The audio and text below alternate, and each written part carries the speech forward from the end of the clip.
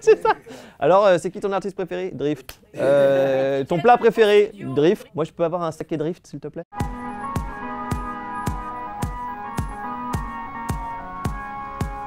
Alors, dans le rêve absolu, ce serait Prince. Si j'avais envie d'être avec un proche, ce serait Jacques, parce que je me marre quand je suis avec lui en studio. Et puis, ne serait-ce que quand il est avec ses 25 effets, ses 14 bonbonnes et passoires de la cuisine. Et d'ailleurs, on va sortir un disque ensemble avec La Visite des Martiens, vous comprendrez quand vous verrez la pochette. Sinon, Rihanna. Hein.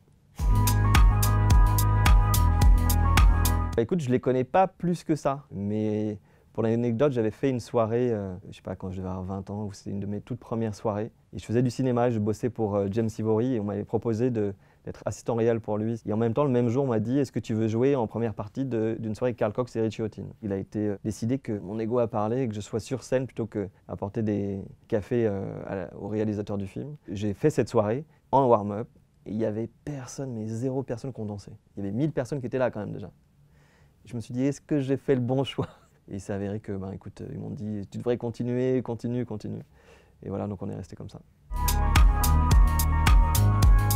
S'il me restait 24 heures à vivre...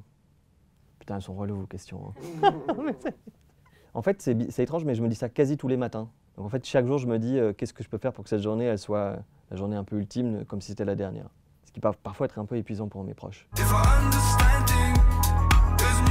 Française, je vais dire, mais c'est par chauvinisme pur et parce qu'il nous a vachement aidé sur Nuit Sonore, c'est Gérard Collomb. Certes, ministre de l'Intérieur récemment, mais il était surtout notre bon maire de ville de Lyon. Il nous a vachement soutenus et je crois qu'il le refait encore d'ailleurs. Si on est un peu en dehors de la France, je dirais plutôt Nelson Mandela parce que forcément, c'est une figure. Mon album qui s'appelle Drift, c'est vraiment l'idée de mélanger tous les styles de culture, toutes les mixités.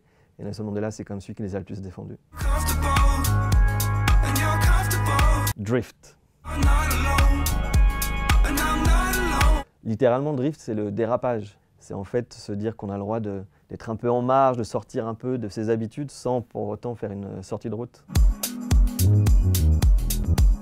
Moi, j'avais envie de faire un album en fait, qui soit à la fois fidèle à mes racines et mon background, et en même temps qui aille chercher vers ce qui me plaît aujourd'hui, tous les artistes que je peux rencontrer au quotidien, que ce soit dans la pop, le hip-hop.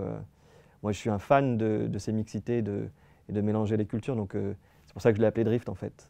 Petit dérapage, contrôlé. Alors je rassure mon public, je ne suis pas persuadé qu'on écoute sur Énergie 20 fois par jour mon album pour autant. En fait, j'avais pas envie de faire un album avec des morceaux qui fassent 7, 8, 9, 10 minutes, comme c'est souvent le cas en électro. Donc j'ai vraiment recentré pour faire des edits qui soient 3 à 4 minutes. Du coup, l'album s'écoute vraiment dans la continuité, même s'il est très éclaté, je trouve qu'il est assez homogène. La musique est large et on a le droit d'être ouvert, on a le droit de s'émanciper et d'aller en dehors de sa propre chapelle.